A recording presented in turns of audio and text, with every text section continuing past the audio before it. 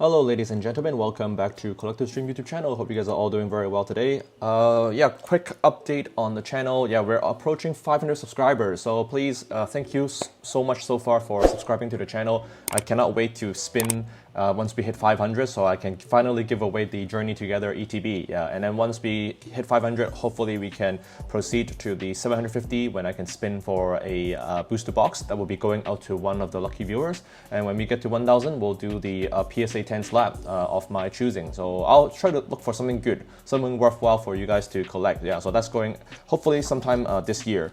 And the reason I'm sitting in my hotel room and still want to make a video today is because the last video that I made about how 2026 is going to be a great year for the hobby was doing very well, and I just want to keep the momentum going and just keep on making a video to all the new viewers and subscribers. So what happened recently that sparked my interest to make a video is, unfortunately, one of my best friend in the hobby, he unfortunately was sitting on a Japanese case. I'm not going to tell you which case he had, but then it turned out that he sold the case over the weekend to a buyer, and the future buyer opened it, or actually the present buyer, he opened it and discovered the boxes were resealed. So then that is a huge headache, because if you have ever sold Pokemon products in the past and you run into any sort of like counterfeit issues, it is a terrible, stressful situation. So like my thoughts goes out to my friend, and I'm hoping that he can he's gonna do the right thing and refund the product money to the buyer. But he's gonna be taking the L in this case and be losing quite a bit of money. And it's just terrible, because he's been sitting on that case for over 2 years, and he thought it was going to be, everything's going to be fine and dandy until the case was open, and then the rest is history. So that's the reason on why I want to make this video, and the title I'm going to call this video is "Why do English boxes grow so much faster than Japanese products?" And the number one reason for me, after having a bit of some thought on the whole situation, is I believe English products, they have better security features that is more suitable for long-term investing in the hobby. And what I mean by that is, if we take a look at the, let's just jump right into one of these listings. So of course, English booster box can be faked if you go on like Temu or Alibaba, or I don't know, wherever, I don't know, maybe even, I wouldn't say StockX, but then let's just say, like, if you can buy fake products, and even on Amazon, there are and Walmart, right? There are a lot of sellers that will sell fake products, but there's usually a good indicator, and you can do a general eye test to see whether or not the product is authentic. And what I mean by that is, quickly I'll have a look. To me, these dimensions, they all look really good.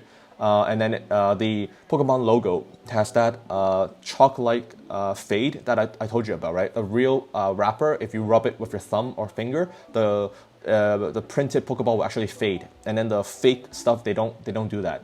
Also, they used to have, this is the Scarlet and Violet era, where they removed some of the other trademarks that were a good indication. But you can still see, if you can see where the magnifying glass that I'm hovering on right now, that Pokemon copyright trademark thing logo, it's also an indication that this is a real box. Then you can just have a quick look at the seller's feedback system, and you can usually get a pretty good sense of whether or not these products are real or not. Now, let's go into a box, maybe let's say Dream League, which is one of my favorite booster box. And in the case of Japanese sealed, the main problem that I will say is, you can't really tell whether or not the box is authentic just by a picture.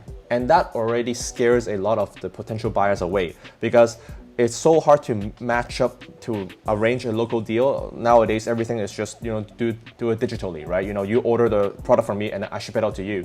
And then the older Japanese box, a good indication is actually, if I can zoom in, having this tag is an indication that this was shipped from the Pokemon Center. So this is already a very good indicator that this is a real box. Having these price tag, it does help. But if we go and look at something like V-Star Universe, which is notoriously resealed. If you go on Reddit forums, you can see a lot of posts about people ripping it. And another big offender is Clayburst, with the Iono SIR.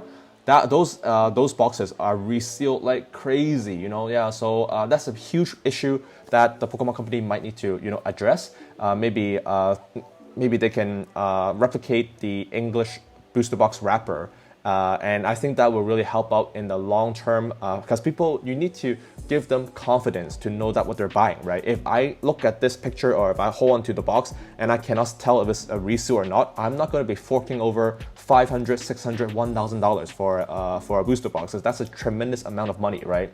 So that's the main message that I have simply in this video. Like, even if you look at a set that has like really no hit cards, right?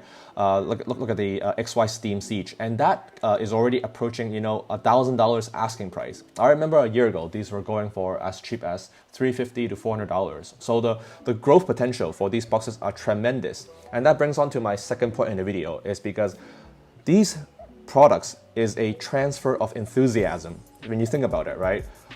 The person that's buying a Steam Siege booster box, they're not buying it to go home and rip with their friends on a Friday night or a Saturday night, or ripping it with the kids. They're buying these to invest. And the number one thing Pokemon Company needs to do well, or a product needs to do well, is it needs to be able to withstand and combat counterfeits. And I know a lot of another really hype franchise right now are the Labubu products and the toys, right? There's a sense of opening the Labubu box and doing the unboxing and trying to get out the rarest Labubu out of the characters, right? I can't say I'm an expert on that field. I don't really collect the Labubus yet, but I know my wife and some of her friends, they enjoy buying them and collecting them. But even those products are not immune to counterfeits. And when there's a lot of money being poured into a franchise, then all the fake products will start to emerge, right? That's just how it goes. And it's just going to continue until the end of time.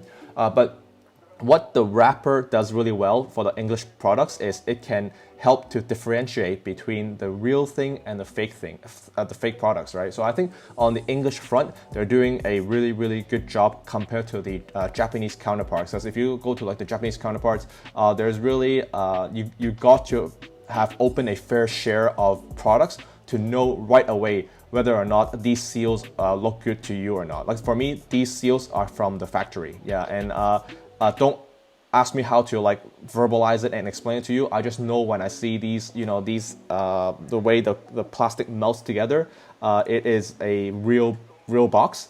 But then like that's the issue that I have with Japanese products right now, because the resealed is rampant, and I just feel so bad for one of my best friend for having to go through the stress. He was telling me over the weekend how badly he got burned by buying a case of resealed. So yeah, like that's why I want to make a quick video and just talk about why I think the trajectory of English is so good. Is because people believe in the product, and then they're willing to put down maybe like $1,500 on a case of 6 booster box. Whereas the Japanese product, they really need to maybe step it up or just inspire more confidence in the future, so then the Japanese can also chase the high growth rate of English. Yeah, but then the last part that I wrote down is also because there's just a way larger population of English collectors for sealed compared to Japanese products. Even though the Japanese print quality might be better, and like if you look at the ponchos and the promo cards, that there's a huge following of Japanese cards. There's a huge demand for them, but people need to know exactly what they're getting. And it's gotten to the point where people just want to buy, CGC, BGS, and PSA because they want to know, okay, I'm paying $10,000 for a poncho, or I'm paying $8,000 for a Poncho Pikachu, or I'm paying $10,000 or $15,000 for a Munch set. I need to be sure that they are authenticated cards. I need the PSA guarantee. I need to see it. Yeah, like that's why it becomes very hard to sell, the Luigi or Mario boxes, even though if they're sealed. Because if you just go online and just do a quick search, there's been a lot of like posts about people cutting open like a Mario box or Luigi box, and the inside is just like what did they give? Shiny treasures or something like that. Yeah, so it's just, and then all your money is down the drain, right? Yeah, so that's kind of like the quick insight that I want to explain and give out to the channel viewers. Yeah, and my take on why, you know, the English box will continue to hit $3,000, $4,000, $5,000 because people believe in it, whereas the Japanese slabs, they're hitting $5,000, $6,000 as well because people want them, right? The demand is there, yeah. But then the supply, security features, leaves a little bit to be desired, at least for me personally, yeah. Yep. So that's a quick video. Good to see you guys again to make more content. Hope you guys are having a great weekend, and I'll be sure to make more videos later on when I get back home. And then I want to talk more about, you know, the slabs in my collection and maybe the upcoming Grade 10 car show that will be being hosted in Hong Kong on June 21st and 22nd over that weekend. And if you guys are in town, just come over and say hi. And I'll hope to see the locals at the trade show in 3 weeks. So I'll talk to you guys soon in the next video. See ya.